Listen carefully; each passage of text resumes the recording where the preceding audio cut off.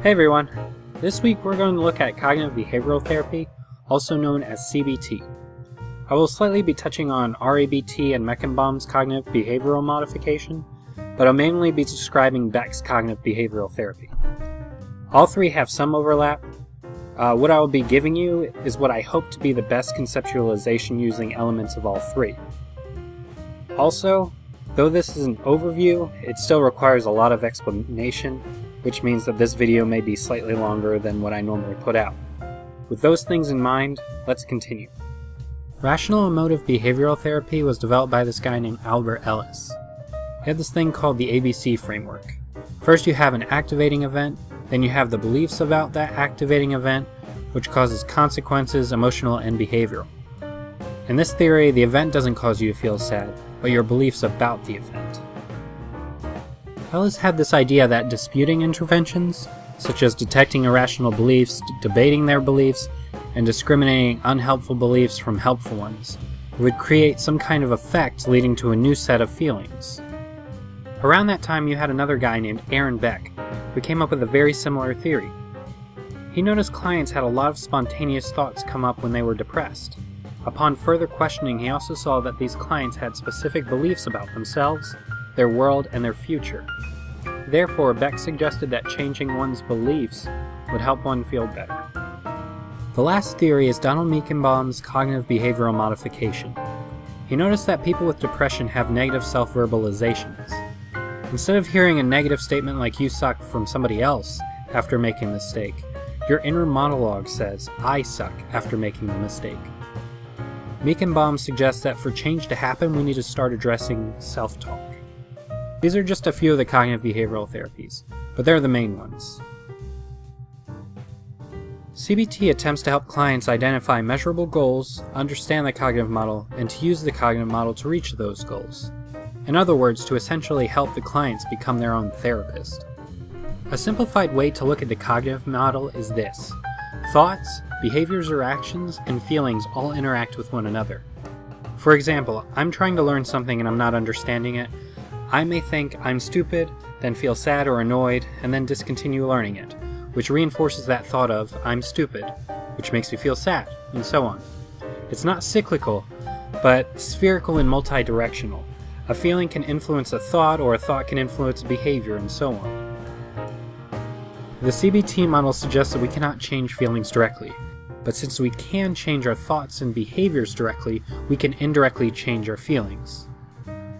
A CBT therapist may ask a client to change one of their behaviors that are creating an issue, but simply asking that of someone may not get the person to change their actions. Think of someone asking you to stand up in front of people and give a presentation. You can say okay, but that doesn't mean you'll do it, or feel comfortable doing it. This is where the cognitive aspect comes in. CBT's goal is to change irrational beliefs into something more adaptive. If you change your thoughts around your fear of presenting, it would make you more able to present without that fear there. The cognitive perspective shines brightest when the problems aren't to do with action. Perhaps you're feeling sad due to a breakup. This perspective will look at what that says about you. However, it will also uncover potential behaviors that result from those beliefs. For example, the breakup made you think that nobody cares about you, which led you to actions that distance you from people like your friends and family. Behavioral perspectives alone might not explore those issues.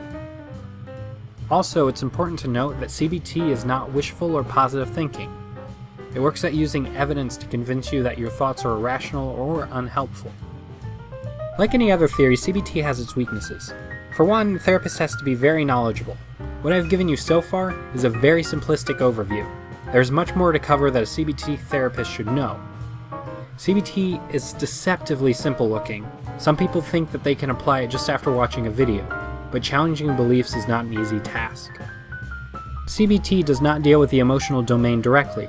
A lot of people go to therapy wanting to deal with their emotions, which CBT thinks can't be done through expression alone.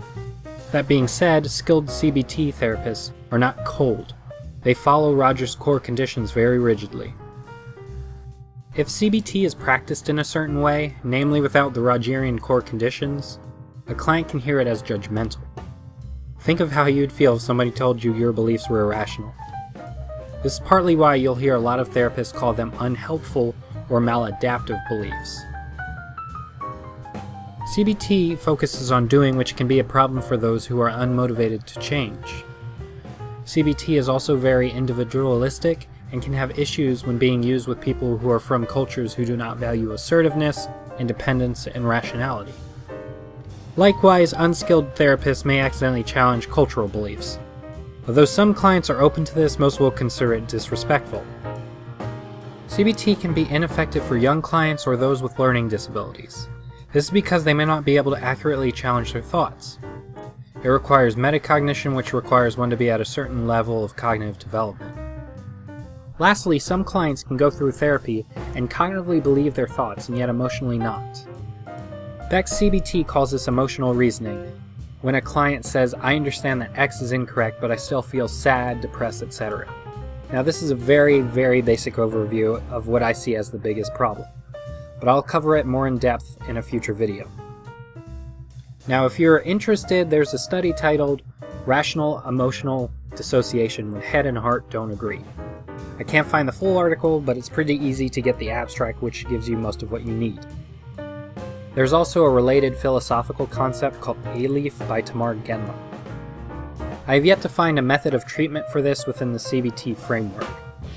I imagine now you're feeling kind of down about the efficacy of CBT. But it really is effective for most clients.